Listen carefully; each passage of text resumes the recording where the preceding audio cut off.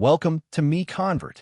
In this tutorial, I'll show you how to convert PLY files to STL format, completely free and online. Open your browser and search for PLY to STL MiConvert.com. Click on the first result to go directly to the converter. You're now on the PLY to STL converter page. The interface is clean and easy to use. Let's upload a file.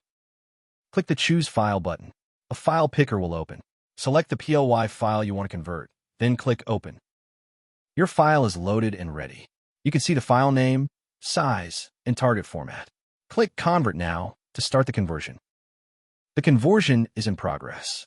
You can see the progress bar moving. This usually takes just a few seconds. Done. Your file has been converted successfully.